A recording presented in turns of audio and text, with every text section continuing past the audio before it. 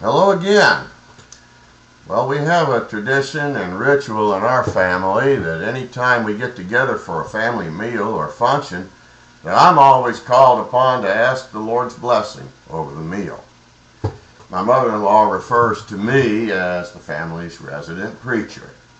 I guess they just like the way that I ask it. Well, family secret.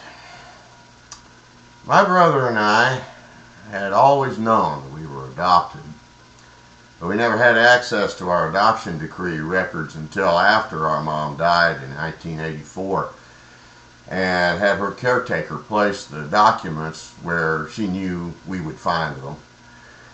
And I went to the court and I requested the records be opened, and I found out all sorts of interesting facts, not only about my birth parents and origins on that side, but I was most surprised to learn that my dad had been married once before he had met my mom. First marriage took place in 1936. It was a very abusive one. Dad's wife eventually fled to Memphis with her brother and filed for divorce from there. Well, he later met our mom, Dorothy, and they were married in 1940. Her influence led him to become a Christian, and the man made a 180-degree change in his life to the point of he teaching boys Sunday school. They were childless until 1951 when they adopted me. And her father, Frederick Johnson, who had retired from the U.S. Navy and was at the time facility manager at St. Mary's Infirmary in Galveston, where I was born. He helped arrange the adoption.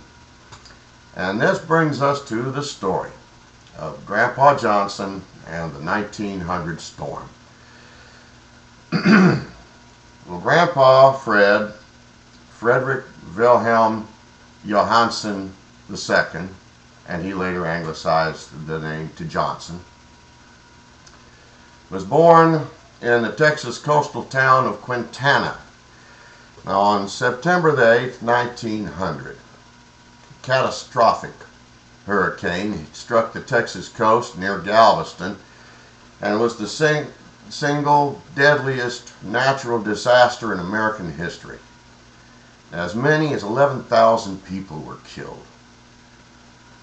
10-year-old Freddie and his parents, 3 brothers and a sister, were all riding out the storm in their house. They had moved to the second floor of their house when the first floor had become flooded, and then they were forced to climb onto the roof when the water rose even higher. Just as Freddie's father had put him out onto the roof, and before anybody else could climb out, the roof detached from the house and drifted away.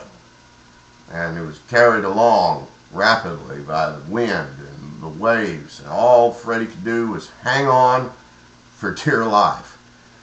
And he told us he was swept out to sea, and the rooftop kept spinning, so there was no way to get out of the wind, and as a result all of his clothes were shredded and then blown away. After some time passed, the wind died down, and the waves deposited his rooftop on the beach at Galveston. And with all of his clothes blown off and being naked as a result, the first thing he tried to do was hide. Well, fortunately, a kind lady found him, wrapped him in a sheet, brought him into what was left of her house, and since all of her children were girls and he had no boys' clothes, she put him in a dress.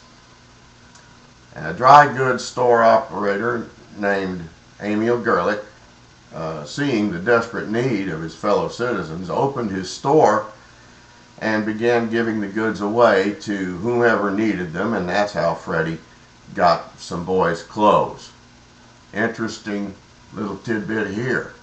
Emil Gerlich had a daughter named Ella. When he was older, Freddie married Ella. Just thought I'd throw that in. Well, meanwhile, Freddie's father had never given up hope that his son had survived. And indeed, Freddie had thought all along that he was the sole survivor of his family. But after some months, Frederick Sr. found his lost son.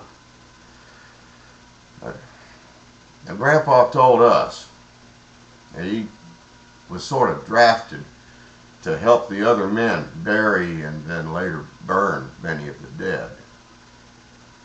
This is something no 10-year-old boy should have to do.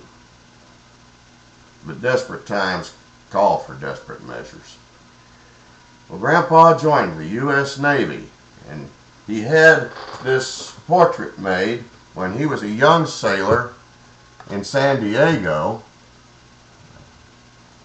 and he was about 21 when they made this portrait, with that, which would put the photo at around 1910.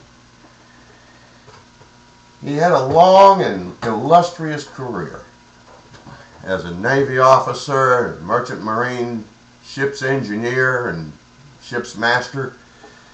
He served in 2 world wars.